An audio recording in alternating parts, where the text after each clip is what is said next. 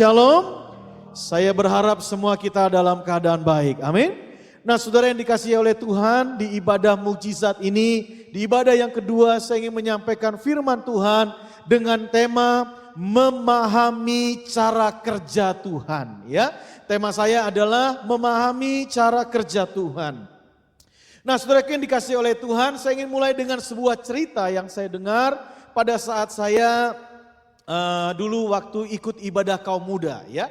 Dulu waktu saya ikut ibadah kaum muda, ada seorang pendeta yang menyampaikan cerita ini, lalu itu menjadi rema buat hidup saya, dan sampai hari ini cerita itu selalu mendorong saya untuk saya bertumbuh secara rohani lebih lagi.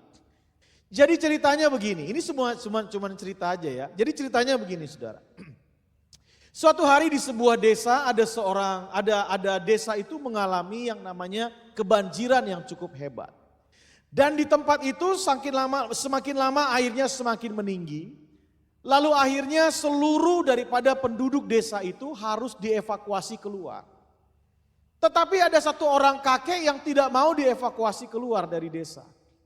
Ya, lama-lama semakin tinggi airnya dan akhirnya menutupi rumah yang ada. Lalu kakek itu karena rumahnya lantai 2, dia ada di lantai 2. Dan singkat cerita, tim SAR datang ke rumah kakek itu, lalu mengajak kakek ini untuk keluar dari desa itu.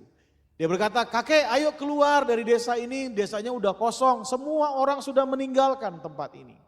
Dan singkat cerita sang kakek berkata, saya tidak mau. Loh, kenapa kakek tidak mau? Saya percaya Tuhan pasti tolong saya. Haleluya. Dan singkat cerita tim SAR-nya pergi, lalu udah menjelang sore tim SAR-nya datang lagi. Lalu singkat cerita tim SAR-nya bilang, ayo kek ikut kami, sebentar lagi gelap, nanti kakek sendirian di sini karena seluruh desa sudah kosong dan listrik sudah dimatikan.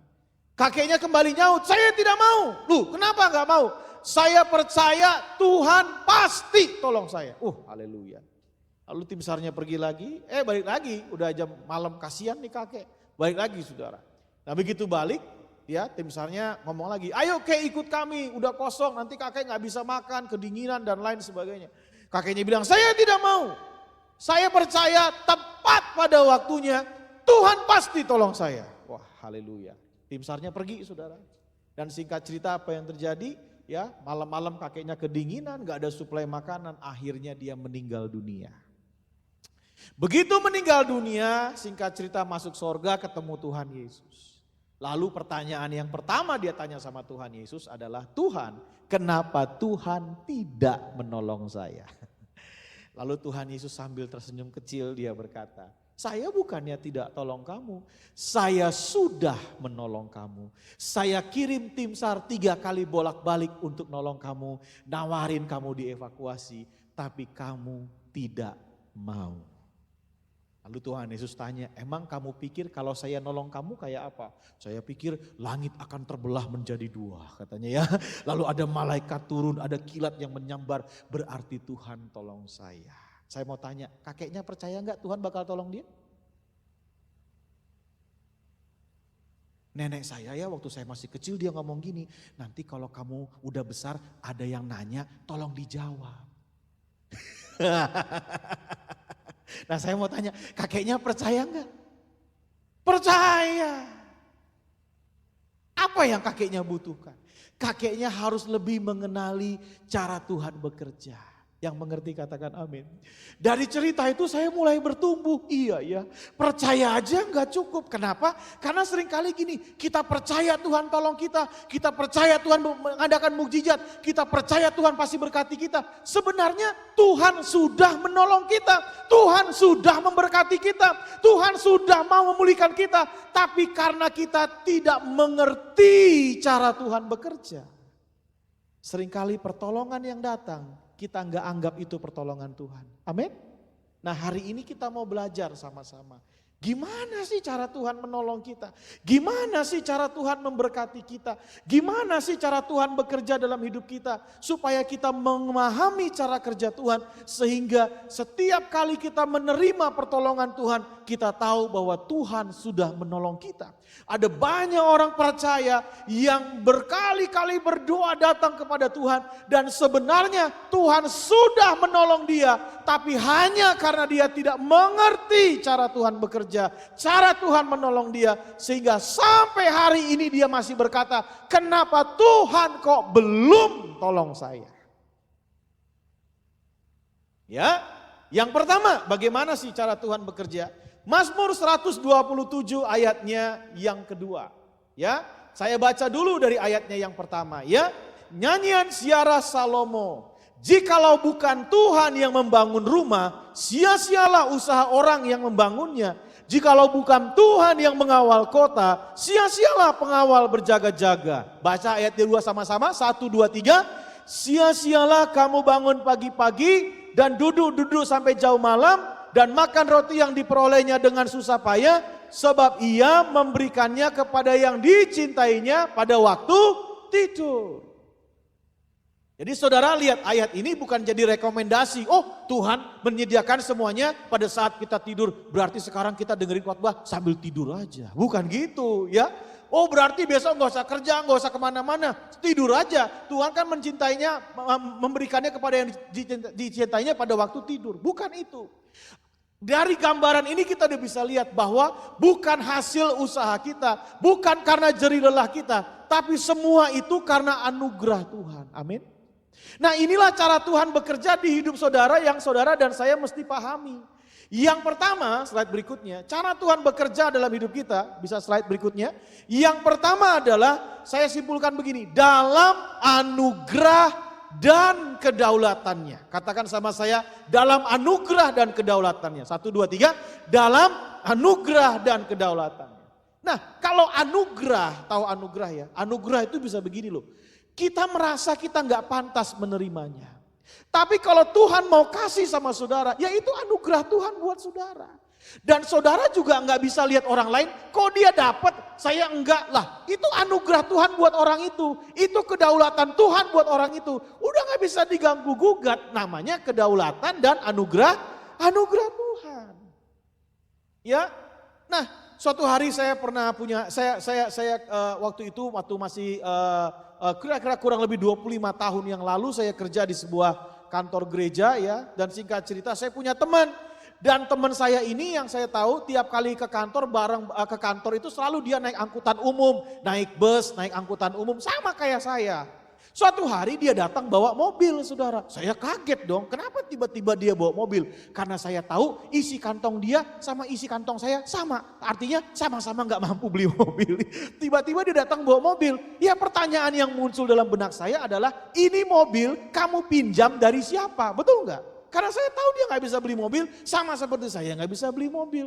Tapi dia jawab gini, saya gak pinjam, ini mobil saya. Loh kok kamu bisa beli mobil? Saya gak beli. Kemarin ada teman saya waktu dia berdoa katanya, dia punya beberapa mobil, dia minta Tuhan itu perintahkan dia untuk kasih saya mobil, untuk saya pelayanan. Wow, luar biasa kamu dapat berkat Tuhan, luar biasa kamu dapat bonus dari Tuhan. Yang di pikiran saya gini, pasti karena dia rajin pelayanan, pasti karena dia rajin berdoa, pasti karena dia rajin doa puasa, pasti karena dia rajin baca Alkitab. Itu yang ada di pikiran saya. Saya tanya, kamu pasti lagi rajin doa, kamu pasti lagi rajin pelayanan, kamu pasti lagi rajinnya baca Alkitab, kamu pasti lagi rajinnya doa syafaat. Makanya Tuhan kasih kamu bonus, Tuhan kasih kamu mobil. Iya kan? Itu pertanyaan saya.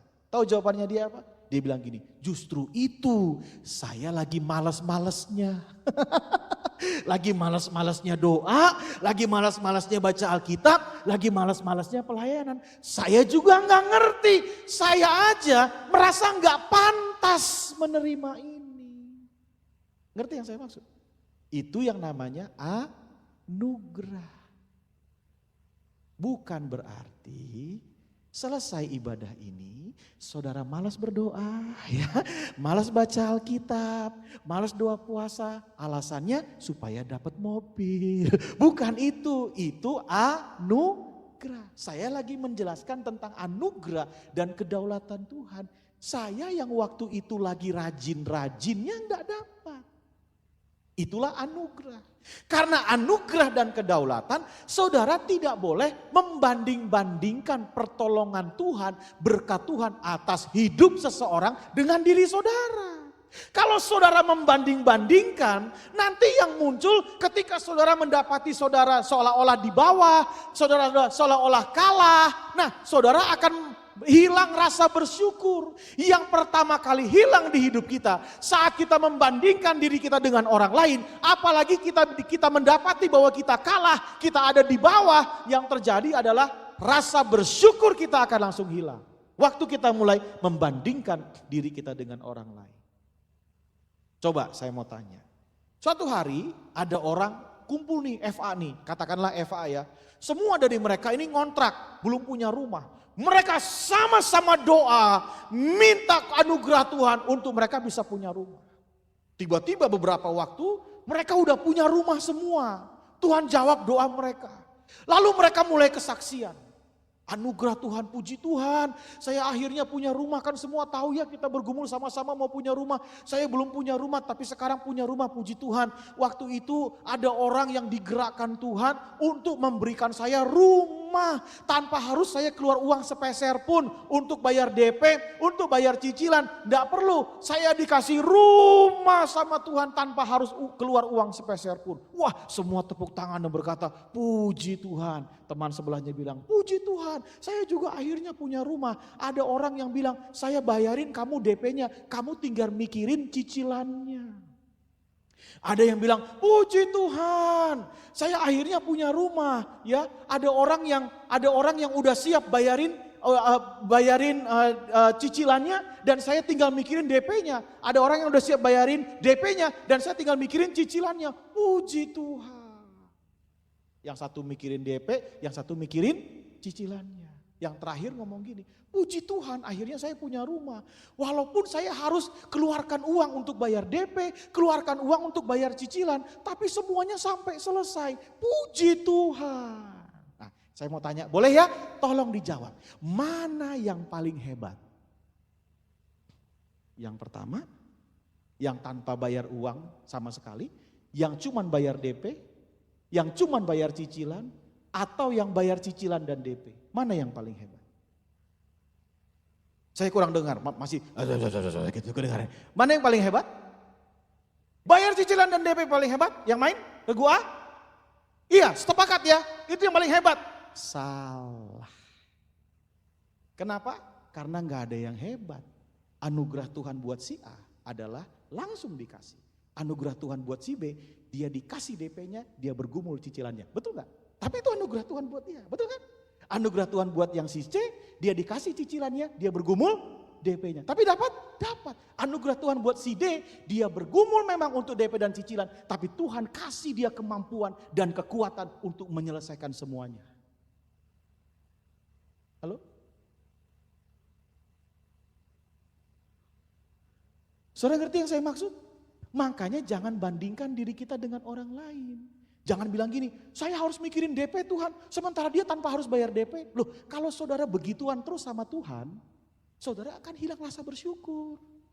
Saudara akan selalu merasa Tuhan belum nolong saudara, padahal Tuhan sudah menolong saudara. Yang mengerti katakan amin. Itu. Suatu hari saya ketemu pendeta. Ya, pendetanya ngomong gini, waduh. Saya itu Pak katanya harus pelayanan kemana-mana ya untuk menghidupi pelayanan dikasih berkat Tuhan. Harus satu hari, satu bulan itu bisa 100 kali khotbah. Haleluya, kemana-mana. Yang satunya lagi gini, saya sih gak usah kemana-mana Pak. Tapi memang untuk kebutuhan pelayanan dan kebutuhan hidup saya semua sudah terpenuhi. Tapi ya di sini aja. Tahu gak yang banyak pelayanan bilang gini, enak dia ya Pak. Enggak kemana-mana tapi terpenuhi, betul enggak? Tahu enggak yang udah terpenuhi ngomong apa? Enak dia ya Pak, kemana-mana. Enggak di sini aja, kemana-mana. Nah pertanyaan saya, mana yang paling hebat? Enggak ada, masing-masing Tuhan punya cara. Tuhan punya anugerah dalam kehidupan masing-masing. Yang mengerti katakan, amin. Kalau saudara jalani hidup kayak gini, saudara akan selalu lihat Tuhan itu menolong saudara. Dan saudara akan selalu mengucap syukur buat segala sesuatu yang Tuhan berikan di hidup kita. Makanya jangan bandingkan diri kita dengan orang lain.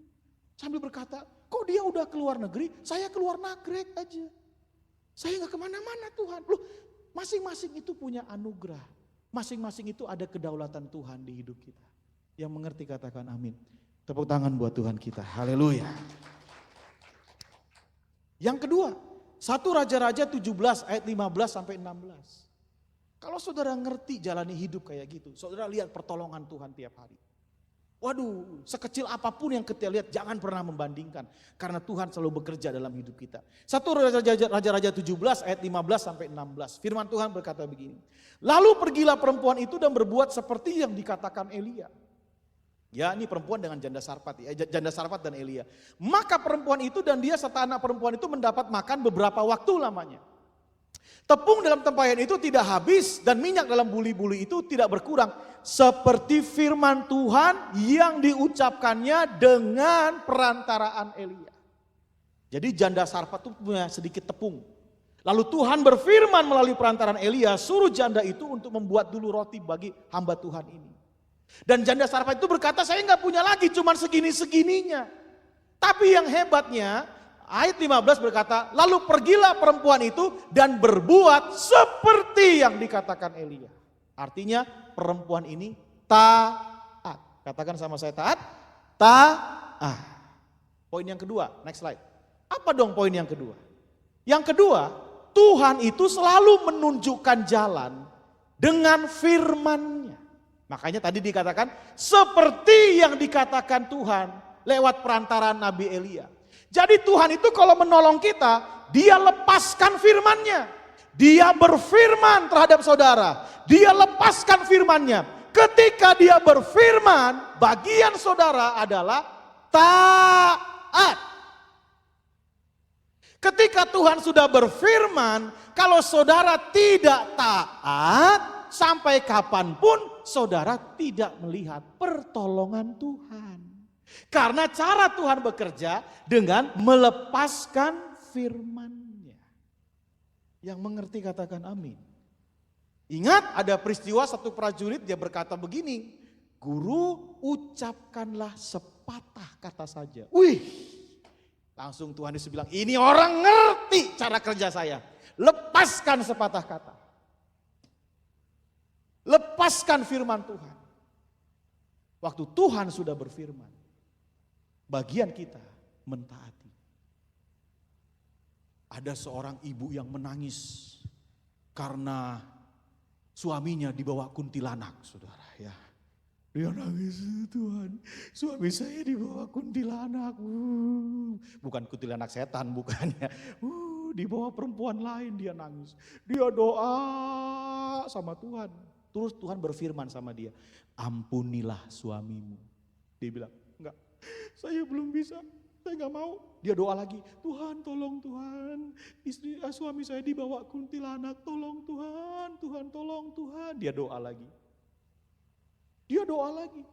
Udah 10 hari, 7 hari, terus sampai 10 bulan, sampai 10 tahun dia berdoa. Kok suaminya enggak balik-balik? Lalu dia bilang begini, kenapa Tuhan tidak tolong saya? Dia lupa, Tuhan udah tolong dia, betul gak? Lewat apa? Berfirman. Firmannya apa? Ampuni. Selama dia tidak mengampuni, mau sampai ayam tumbuh gigi, saudara. Ya. Kapan tuh ayam tumbuh gigi saya gak tahu lah. Mau sampai ayam tumbuh gigi, dia gak akan lihat pertolongan Tuhan. Padahal Tuhan sudah tolong dia, sudah. Lewat apa? Berfirman. Bagian dia taat. Hanya karena dia tidak taat, pertolongan Tuhan tidak jadi nyata di hidupnya. Yang mengerti katakan amin. Saya mau cerita, takut waktu saya habis. Cerita enggak cerita. Cerita aja. Ya masih jauh lah. Jadi gini, saya itu sama istri di awal pernikahan 20 tahun yang lalu. Itu bergumul. Bergumulnya gini, kalau bisa kita tuh cuman ngontrak rumah 2 tahun aja, sisanya kita bisa punya rumah sendiri. Entah itu kita bayar DP-nya, cicilannya, pokoknya kita ngalami itu aja ya, oke, kita sepakat. Kenapa kayak gitu? Karena istri saya itu ngalami mertua saya 15 kali pindah rumah, saudara. Ya, itu kontraktor sejati itu luar biasa ya. 15 kali pindah rumah. Nah orang tua saya kurang lebih 2-3 kali. Jadi kita tahu banget capeknya pindah rumah. Jadi pengen udah 2 tahun aja ngontrak, sisanya doa minta anugerah Tuhan supaya kita punya rumah. Sambil saya menyisihkan uang. Untuk apa? Untuk perpanjangan kontrak. Dan tabungan saya, ya cuman itu, nggak ada yang lain lagi. Ya cuman itu tabungan saya. Karena apa yang saya dapatkan, ya cuman itu tabungan saya. Yang bisa saya dapatin, yang bisa saya tabung, ya cuman itu. Udah nggak ada yang lain, tabungan saya cuman itu. Di satu sisi, saya juga cari-cari rumah. Ya, dari tempat saya kan di arah BSD ya, dari BSD di Serpong ya, nyari dekat-dekat situ, udah mahal semua. Saya nggak kuat, saudara. Akhirnya saya cari ke pinggir.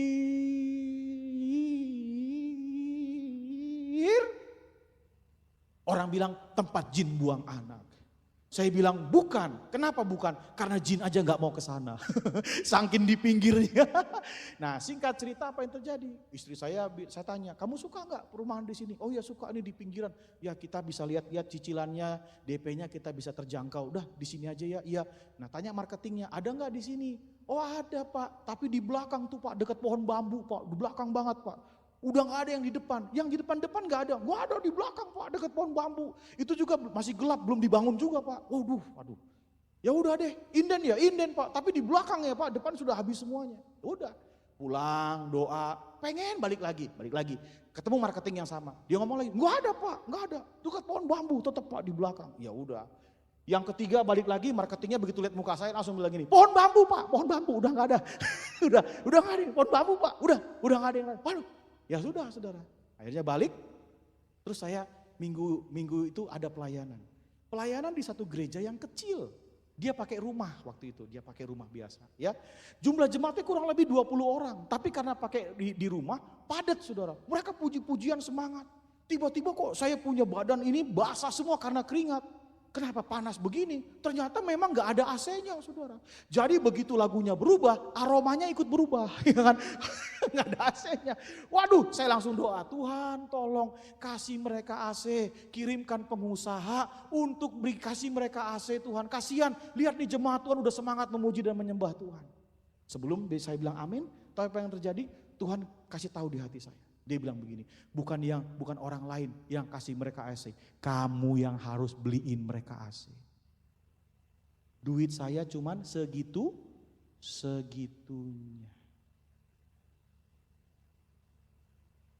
Saya bilang sama istri saya, kok Tuhan suruh saya beliin AC ini gereja ya, supaya jemaat nyaman beribadah.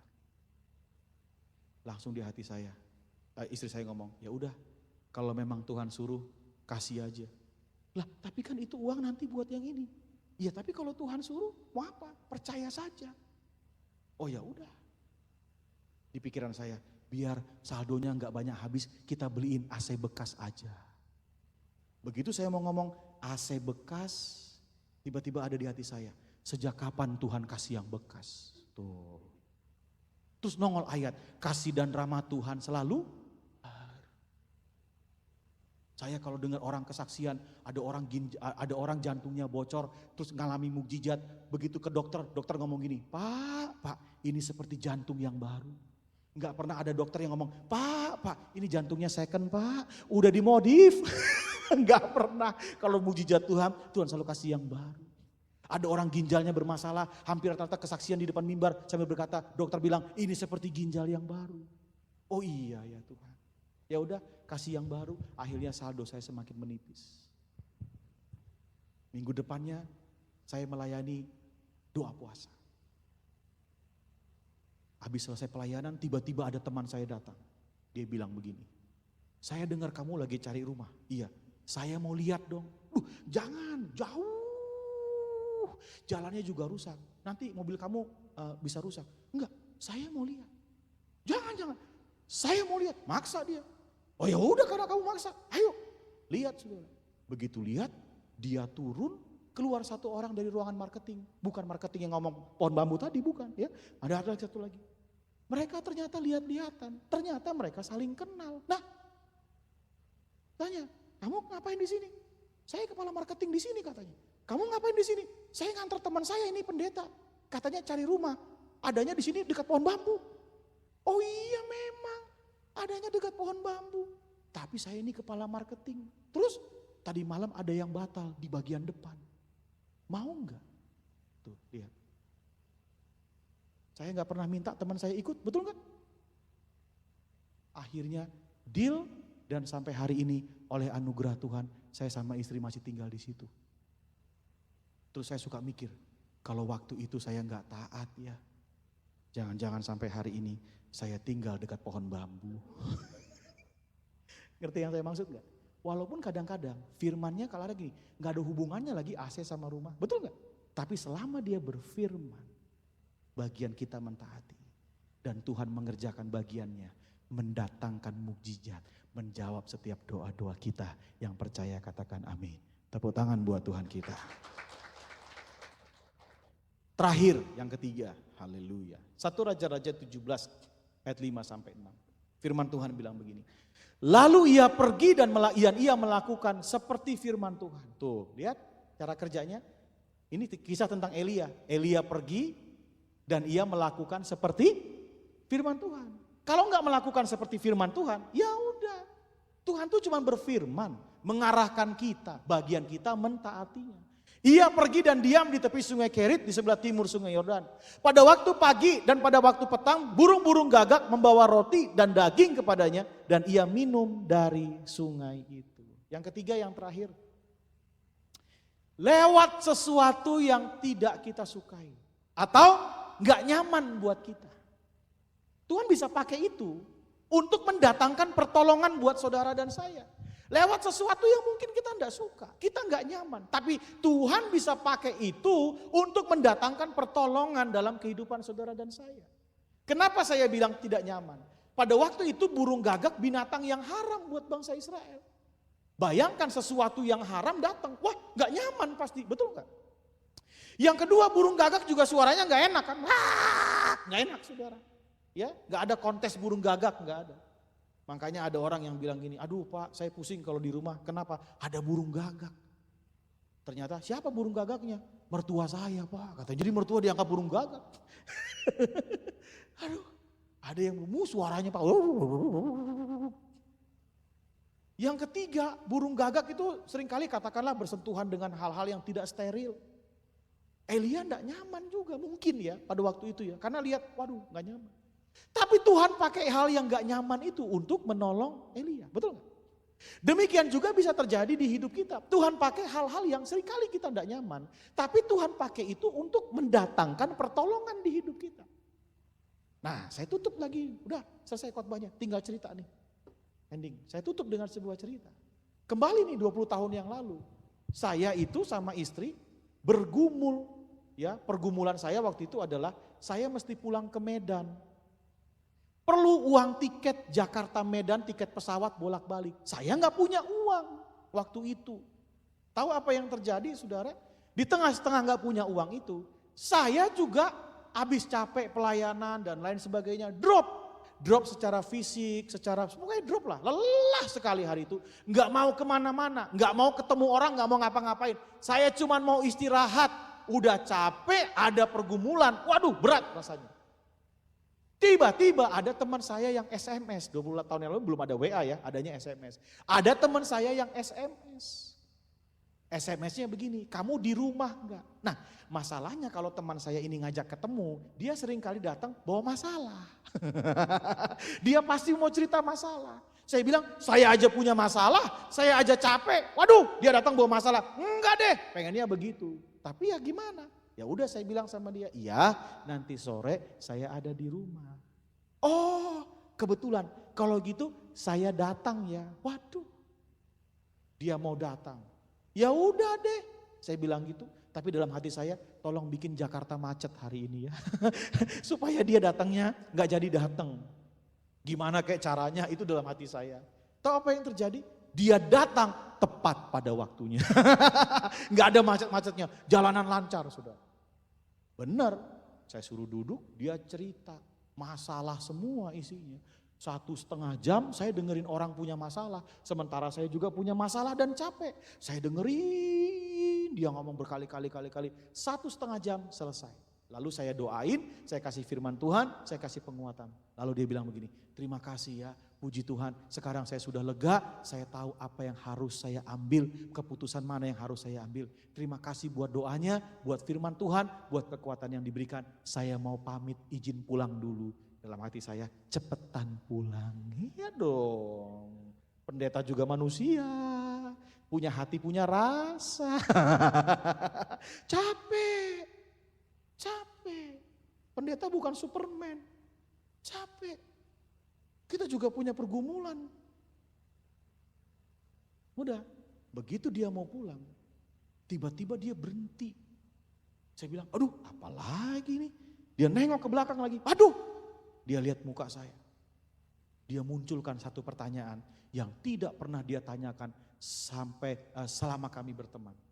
Pertanyaannya gini, ada yang bisa saya bantu gak buat kamu? Wah, saya langsung bilang, ada. Saya perlu uang tiket gini. Oh ya, ya udah besok kamu pergi ke travel, beli tiketnya, saya yang bayar semuanya. Selesai itu pergumulan saya. Ada pertolongan Tuhan. Amin. Tapi dengar baik-baik. Bukankah saya mau menolak kehadirannya? Betul? Bukankah saya gak nyaman dengan kehadirannya? Betul? Bukankah saya pengen dia buru-buru pulang? Betul? Tapi ternyata lewat itu, lewat yang saya tidak nyaman, Tuhan titipkan pertolongannya untuk saya. Berapa banyak situasi yang Bapak Ibu tolak. Berapa banyak orang-orang yang saudara gak serak dengan kehadiran orang. Siapa tahu ternyata lewat orang-orang itu Tuhan sudah menitipkan pertolongannya buat saudara dan saya. Kenapa Tuhan kasih yang kita yang tidak nyaman? Supaya saudara punya hati yang luas, hati yang lebar. Bahwa Tuhan bisa pakai semua situasi dan kondisi untuk mendatangkan pertolongan dan mukjizat. Mari hari ini bertumbuhlah, percaya Tuhan menolong kita dan bertumbuh memahami cara Tuhan bekerja. Jangan sampai sebenarnya Tuhan sudah menolong kita, tapi hanya karena kita tidak memahami cara Tuhan bekerja. Sampai hari ini kita masih terus berdoa dan berkata, kenapa Tuhan belum tolong saya? Sebenarnya Tuhan sudah menolong saudara. Selamat menikmati pertolongan Tuhan di setiap area hidup saudara. Tuhan Yesus memberkati berlimpah-limpah. Mari bangkit berdiri bersama-sama.